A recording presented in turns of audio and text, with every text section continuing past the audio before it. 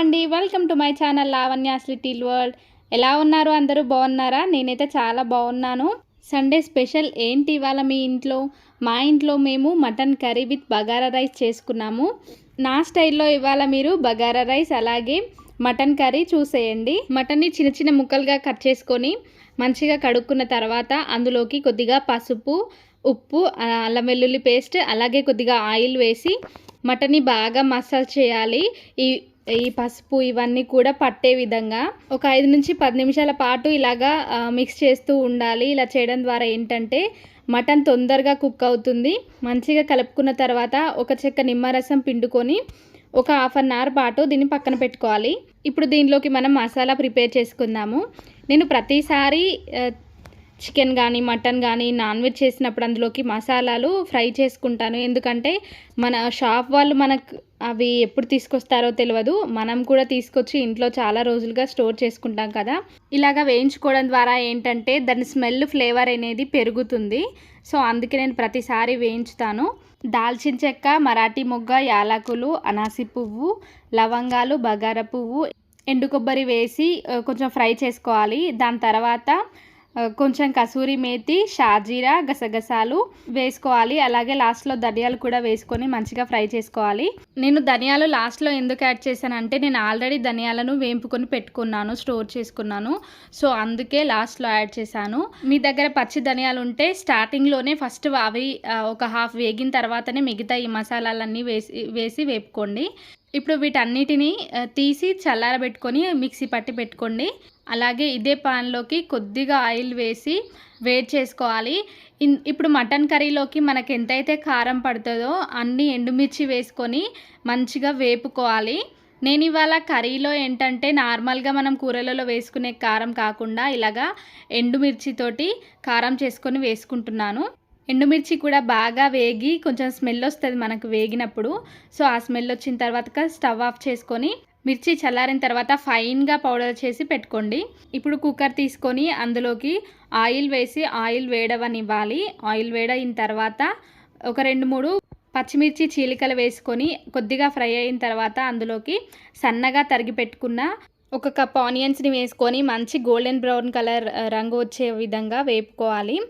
ఇప్పుడు ఇందులోకి కొద్దిగా పసుపు అలాగే ఒక 2 టమాటాలు తీసుకొని కట్ చేసుకొని ఇందులోకి యాడ్ చేసుకోవాలి. అలాగే ఇప్పుడు ఇందులోకి కొద్దిగా కొత్తిమీర అలాగే పుదీనా కూడా వేసుకొని మంచిగా ఫ్రై చేసుకోవాలి. ఇప్పుడు ఇందులోకి ముందుగా మనం మ్యారినేట్ చేసి పెట్టుకున్న మటన్ని వేసుకొని మంచిగా ఒకసారి కలుపుకోవాలి.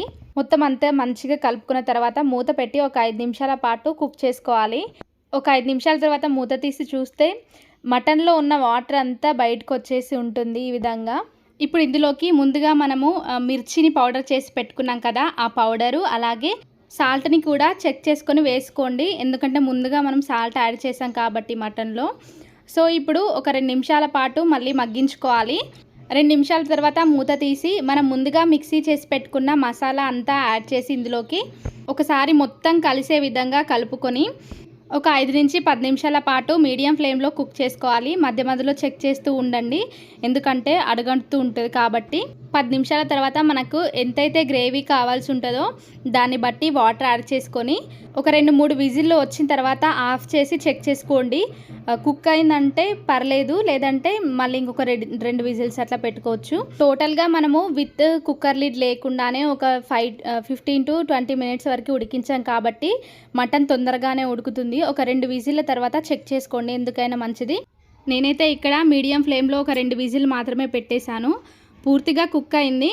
పూర్తిగా కుక్ అయిందో లేదో తెలియాలంటే ఒక బోన్ ఉన్న పీస్ని తీసుకొని దాని బోన్ సైడ్ ఉన్న పీస్ని ఇట్లా లాగితే మనకు తెలుస్తుంది. కొంచెం సూప్ పల్చగా ఉంది కాబట్టి నేను ఒక 2 నిమిషాలు ఉడికించి స్టవ్ ఆఫ్ చేసుకున్నాను. ఇప్పుడు బగారా రైస్ కోసం ఒక బౌల్ని పెట్టుకొని అందులోకి ఆయిల్ వేసుకొని కొంచెం షాజీరా అలాగే ఒక బిర్యానీ ఆకు, మరాఠీ మొగ్గలు ఒక 2, అలాగే దాల్చిన చెక్క, బిర్యానీ పువ్వు అంటారు కదా అది కొంచెం వేసుకొని ఒక 2 లవంగాలని కూడా వీడియోలో చూపించిన విధంగా సైడ్ ఇట్లా కొంచెం ఓపెన్ చేసి వేసుకోవాలి. ఎందుకంటే యాలకుల ఫ్లేవర్ అంతా రైస్కి పడుతుంది కాబట్టి. అలాగే కొద్దిగా అనాసి పువ్వు కూడా వేసుకొని వీటిని కొద్దిగా ఫ్రై చేసుకున్న తర్వాత 2 పచ్చిమిరపకాయలని కట్ చేసుకొని నిలువుగా అందులోకి వేసుకొని మంచిగా ఫ్రై చేసుకోవాలి. పచ్చిమిర్చి వేగిన తర్వాత కొద్దిగా అల్లం వెల్లుల్లి పేస్ట్ వేసుకొని పచ్చివాసన పోయేంత వరకు వేపుకోవాలి. ఇప్పుడు ఇందులోకి కొద్దిగా పుదీనా అలాగే కొంచెం కొత్తిమీర వేసుకొని ఫ్రై చేసుకోవాలి. ఇవంతా మంచిగా ఫ్రై అయిన తర్వాత ఇందులోకి వాటర్ యాడ్ చేసుకోవాలి. 1 గ్లాస్ రైస్కి 1.5 గ్లాస్ వాటర్ వేసుకోవాలి. ఇదే బగారా రైస్కి కరెక్ట్ కొలత వాటర్ది. నేను ఇందాక కసూరి మేతి యాడ్ చేయడం మర్చిపోయాను. సో నేను ఇక్కడ కసూరి మేతి యాడ్ చేస్తున్నాను. అలాగే ఇందులోకి 1.5 స్పూన్ వరకు వేయించిన ధనియాల పొడి వేసుకోవాలి. అలాగే ఉప్పు కూడా వేసుకోవాలి. ఇప్పుడు మూత పెట్టి వాటరు బాగా మరిగేదాకా వేడి చేసుకోవాలి.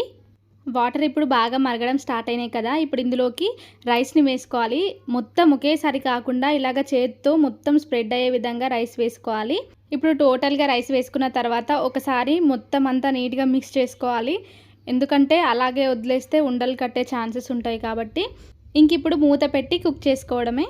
రైస్ ఒక 50 to 60% కుక్ అయిన తర్వాత ఒకసారి మూత తీసి ఒకసారి రైస్ మొత్తం మిక్స్ చేసుకోవాలి. కొంచెం మెల్లగా నెమ్మదిగా మూత పెట్టి ఉడికించుకుంటాం కాబట్టి కింద వైపున వాటర్ అంతా కింద వైపున వస్తుంది కదా, సో అప్పుడు ఏంటంటే కింద వైపున అన్నం మెత్తగా అయిపోతుంది, పైన కొంచెం పలుకుగా ఉంటుంది.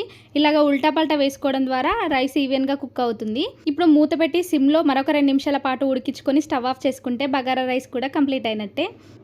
చూసారా రైస్ కూడా ఎంత పర్ఫెక్ట్గా కుక్ అయిందో, అండ్ అలాగే మటన్ కూడా చాలా బాగుంది. మటన్ గ్రేవీ కూడా పల్చగా లేకుండా థిక్గా సూపర్గా ఉంది. ఇదండి ఇవాల్టి మన వీడియో. మీరు కూడా ఇంట్లో తప్పకుండా ట్రై చేయండి. అలాగే ఎలా వచ్చిందో నాకు కామెంట్లో చెప్పండి.